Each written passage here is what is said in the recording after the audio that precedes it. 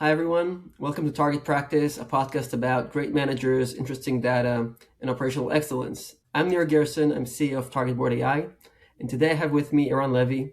Eran is one of my favorite people. He's super funny, and he's a great engineering manager. Today, he's a VP of Engineering at Cognyte. And before that, he had a very successful career scaling engineering teams at startups. Eran, it's an absolute pleasure speaking with you. It's great to be here, Lior. Thank you for having me. We had a great laugh, talking before the recording started. You said you had to prepare for some of these questions. So, what's your most prominent achievement, to date? Ken, I think that, and it's all about the people, the business, and how we market, and all these kind of things. At the end, we are people, and if we are a team that's working together in order to move things and to push boundaries, we'll be able to really make it happen. And I think that I'm happy to mentor the people around me. It's like I'm giving them the opportunity that I got myself. I don't know if you know that, but I was a PC kid. I was growing in some neighborhood in Jerusalem. I remember that people were believing in me. I could really get the understanding that people want me to succeed, and people gave me the knowledge and gave me the opportunities to grow up. My first startup was with the one that was mentoring me in high school. So I think that it's a very nice, let's say, road and a loop that I closed when I started to work. The moment that it really hit me is that I was working in the office, and one of the people that I'm leading today told me, Eran, I was just meeting someone that you were leading years ago, and he was talking about you and talked about the impact that you gave him and how today he's thinking about you when he's thinking about things. And I think that it was really hitting me because I remember that when we hired this person, I wasn't sure if he is the right fit for us. And I think that this is the thing that made me really proud of. And that tells that the impact that you are doing as a leader is not just in a specific time or a specific project or a specific success story. It's a pattern over time. There's like a butterfly effect on hiring the right people or the wrong people. Yes, Um, yes, this is so true. This is so true. so thank you. Now, what about something you're less proud of, or that you wish you've done differently? So I remember myself as the engineering leader in one of the companies that I worked for, and it took us too long to get the MVP of a new product out. The product wasn't a failure. We had customers, and there was a real value there. But we kept investing time in making it with the great technology because we are engineering. We like technology, right? There is a business just behind the scene. This is the thing that is driving us as engineering, and we sometimes forget that. Yeah.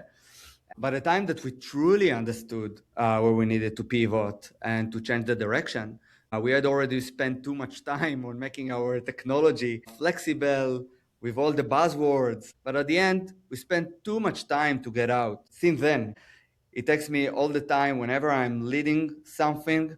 I'm always thinking about how we as engineering are bringing impact to the business.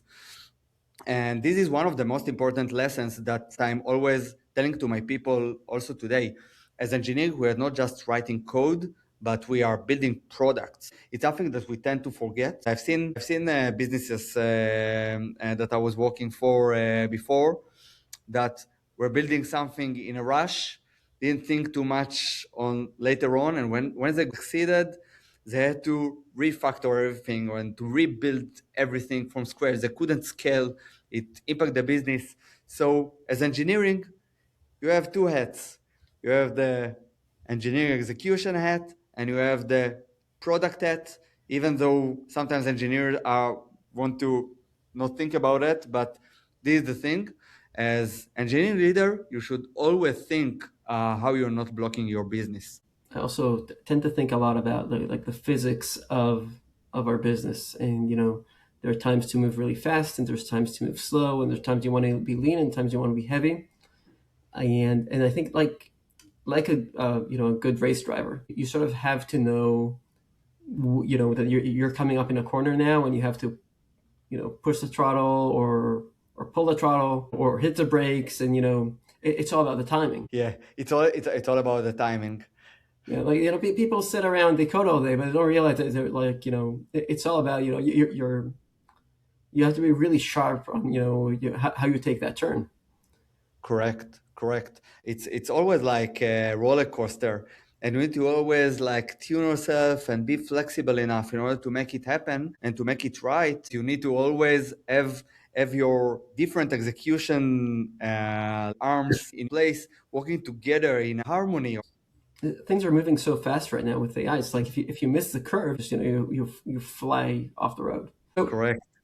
what would you say, it was one time where, you needed data to make a decision, and you couldn't get that data, right? And, it ended up, it could have ended up being like a good decision or a bad decision, but it really affected how you made that decision or the impact. So not all decisions are really data driven.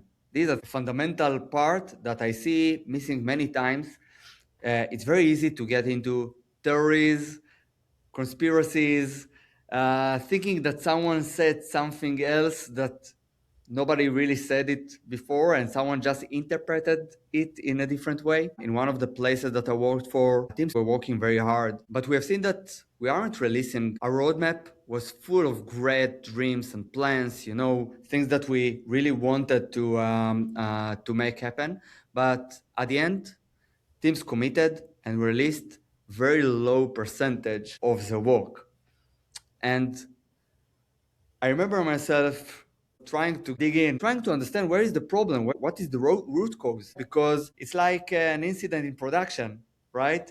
You are trying to do a root cause analysis for yourself in order to make sure that you're always improving. There were problems in many factors. One factor was the planning efficiency. We measured the end-to-end flow from requirements to release in each one of the milestones. The planning versus delivery, how much we were, dragging stories from sprint one to another. Yeah, yeah. You know these times that teams are saying, okay, we didn't finish, let's move it. We didn't finish, let's So move cleanup. it.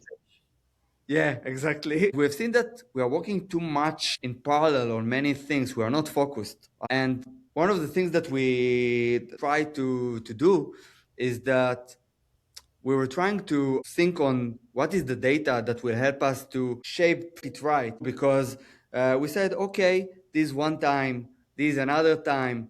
But at the end, we wanted to improve our velocity. People tend to think usually that just improving the velocity is not just finishing more. Yeah, because this is what people are tend to think sometimes when you are saying, I want to improve my velocity. And I think that I think that this is the thing that we were trying to do. Yeah, we were trying to create the dashboards that will bubble up these things around.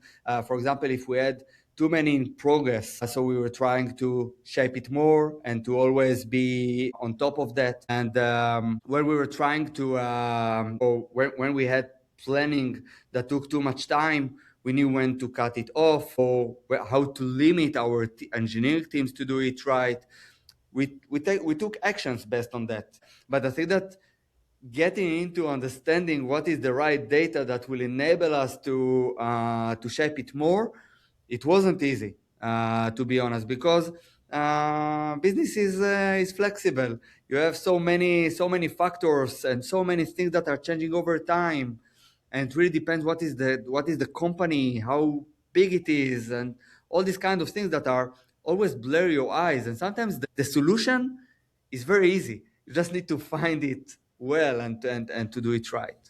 So these are the main things that make the change, let's say. I get it. Cool. So now you're working at the really big company today, doing working on multiple products, and you have a large team. How are you thinking about AI? What are you most excited about?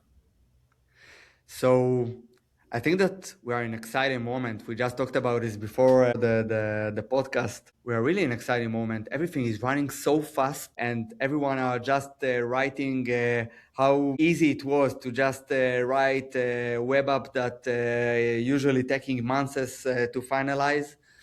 AI engineering is real. The hype is fantastic. Everyone are talking AI, agents, automatic systems, but at the end, many organizations don't know how to work with that. The hype is it's super confusing. So, like you said, like we talked about, I think it was the other day, and I was telling you that I was speaking with this CTO, and he showed me something. He started the call saying that he built it in an afternoon and just like let his agents run and build it. And when I said, "Wow, that's so impressive," they started talking about it. And it turns out that he's been working on this for like 3 months every day. So, This is true. This like one, I hear it anything, all the time. with experience, you know how to sort of diffuse a hype, but most people don't, right? Yes, it's a thing, and it's Yeah, very so easy to get you're into the saying hype. it's easy to fall into the trap, even though you know it's there. Yes, yes, it's really easy to follow the trap. Got it. Real. Last question for today. What would be one advice, one secret sauce, one metric that you would recommend for VP of engineering to track today? I think that one of the things that I really trying to, to always understand is how a decision is really impacting the reality. This is something that is not easy to measure. You have a ton of experience.